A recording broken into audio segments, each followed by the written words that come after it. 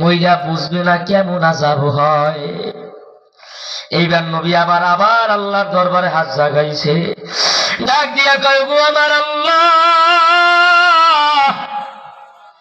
তুমি এই মহিলার অন্তরের চক্ষু খুইলা দাও, কারণ নাইলে মা বুঝবে না তার সন্তানের হালত কেমন।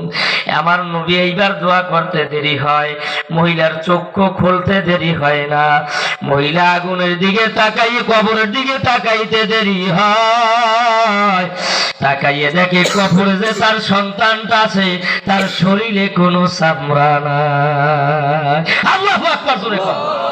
তার শরীরে কোনো চামড়া নাই। আর ডাক দিয়া কয়, মা গো,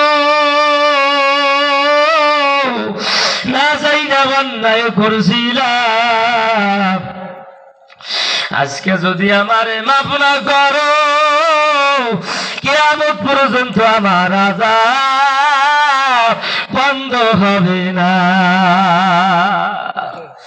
মাই অবস্থা দেখা শিক্ষার মাইরা জমুনে পইরা গেছে।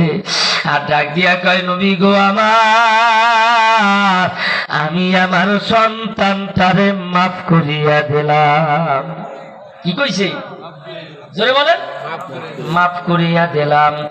মাফ শব্দটা দুই ঠোঁটের মাঝখান থেকে বাইরেইতে দেরি হইছে, ওই কবরটা জান্নাতের বাগান হইতে দেরি লাগে না।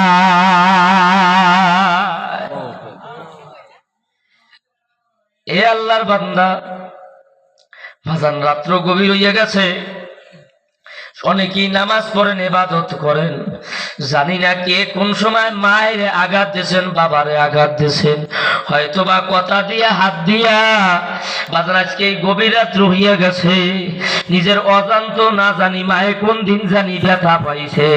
বাজার আজকে এই জায়গায় একটু দাঁড়াইয়া আল্লাহর একটু দেখাইয়া দিতে চাই, জীবনে যতদিন বাইসা থাকবো মায়েরে আর কষ্ট দেব না।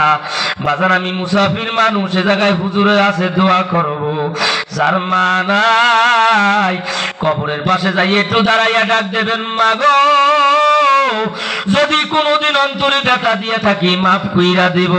কেডা কেডা পারবেন বাজান মুনাজাত দিবে, আল্লাহু আকবার কইয়া দাঁড়াইয়া যান, আল্লাহু আকবার, নারায়ে তাকবীর। দাঁড়ান সবাই, দাঁড়ান দাঁড়ান, দুইটা হাত আমার আল্লাহরে দেখাইয়া দেন, জোরে একটা ডাক দেন আল্লাহ।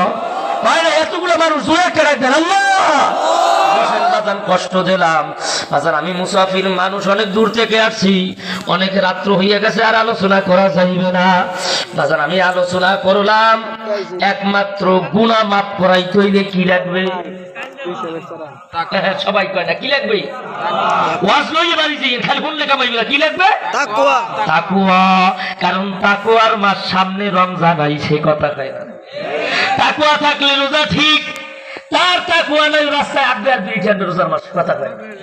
হ্যাঁ, এ আল্লাহর বান্দা, দুই নাম্বার, যাহা কিছু ইবাদত করেন না কেন, আগে যদি মা বাপ ঠিক থাকে ইবাদত ঠিক, কথা কয় না। আর মা বাপ যদি ঠিক না থাকে, পীরের দরবারে কদু, মোসা, আমরহি, তারপরে আঙ্গুল ফল নিয়ে গেল, লাভ হইবে না, কথা ঠিক না। মসজিদে কানিতে কানিতে জায়গা দিল, লাভ নাই, আছে। সেহেতু রাজি করা লাগবে দুনিয়ায় মা আর বাবা, তারপরে ইবাদত, এবং ইবাদতের মধ্যে তাকওয়া নিয়া ইবাদত করলে রাজি হইবে কে, আবার খুশি হইবে কে? আমার আল্লাহ কয়, ও নবী, আপনি আপনার উম্মতের জানাইয়া দেন, আপনার উম্মত যদি জান্নাতে যাইতে চায়, আমি আল্লাহরে রাজি খুশি করতে বলেন। আমি আল্লাহর যদি রাজি খুশি না হই, হিসাব দিয়ে আমি মাওলার কাছ দিয়া জান্নাতে যাওয়া কোনো রাস্তা নাই, কথা কোন ঠিক কিনা?